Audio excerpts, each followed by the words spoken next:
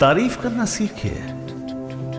खाना अच्छा या बुरा नहीं होता, खाना अच्छा या बहुत अच्छा होता है। खाना तो खा लिया और रोज खाते हो, वो बनने में क्या क्या लगता है ये भी जानते हो। खाने में नमक ज्यादा है कह के मुंह सिकोड़ते हो, गरम तेल चूल्हे की तपन पहचानते हो।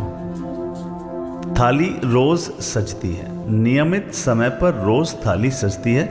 उस बनने से सजने तक की प्रक्रिया में बहुत मेहनत लगती है। कमर की अकड़, सब्जी वाले को पकड़, उस आंच की तपन, वो कारीगर सी लगन, वो स्वाद